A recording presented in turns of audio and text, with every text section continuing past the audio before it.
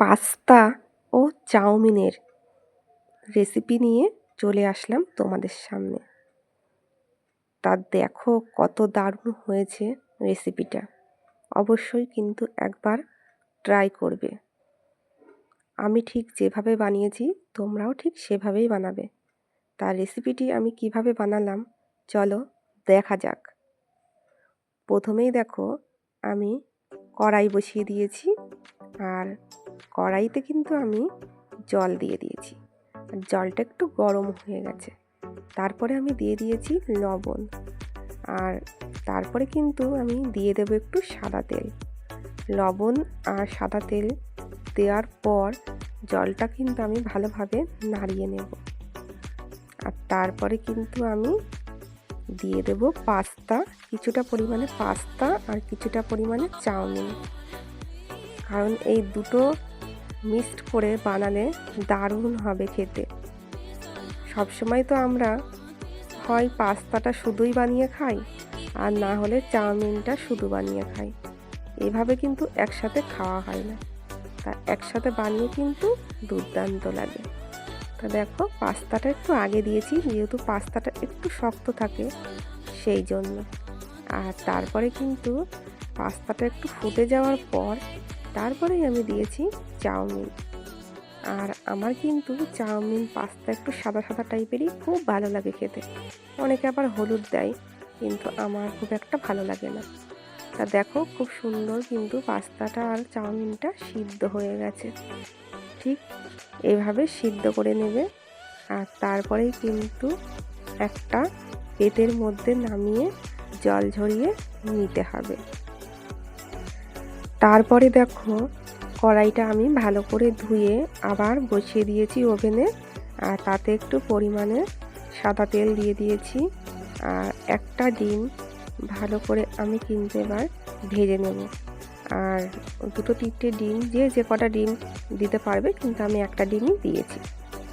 আর ডিমটা কিন্তু আমি সুন্দর করে ভেজে নামিয়ে নেব। আর তারপরে আমি কড়াইতে আবার তেল দিয়ে দেব।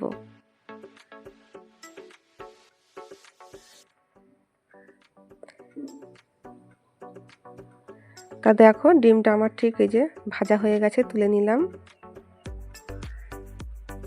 তারপরে হচ্ছে কড়াইতে আমি আবার তেল দিয়ে দেব। আর এদিকে কিন্তু আমি একটা পেঁয়াজ আর একটা কাঁচা লঙ্কা আমি কুচিয়ে নিয়েছি।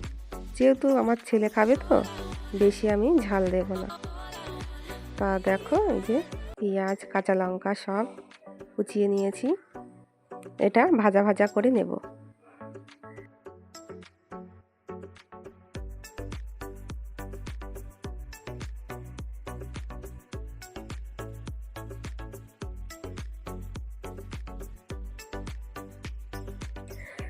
পেঁয়াজ আর কাঁচা লঙ্কা হালকা একটু ভাজা হয়ে গেলে তারপরে কিন্তু আমি সেদ্ধ করা চাউমিন আর পাস্তাটা দিয়ে দেব, আর ভালো করে আমি নাড়িয়ে নেব।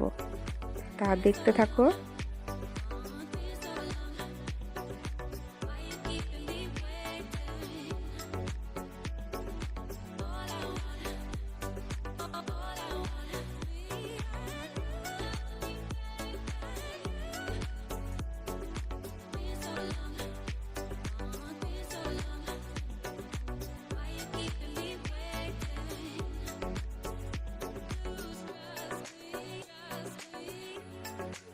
এরপরে দেখো আমি একটু সস দিয়ে নেব, টমেটো সস কিছুটা পরিমাণে দিয়ে দেব।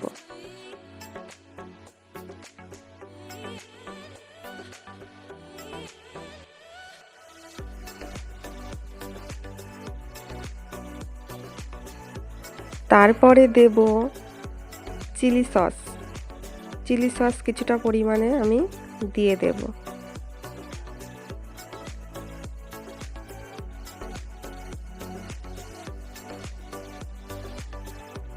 তারপরে দেব সয়া সসও অল্প পরিমাণে একটু দিয়ে দেব।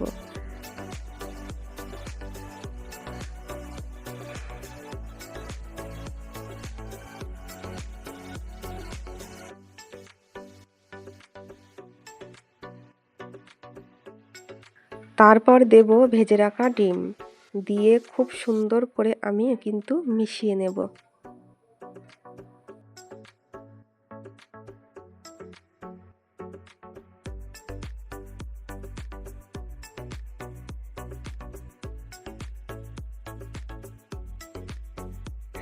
এবার দেখো চাউমিনটা আমার পুরো রেডি হয়ে গেছে।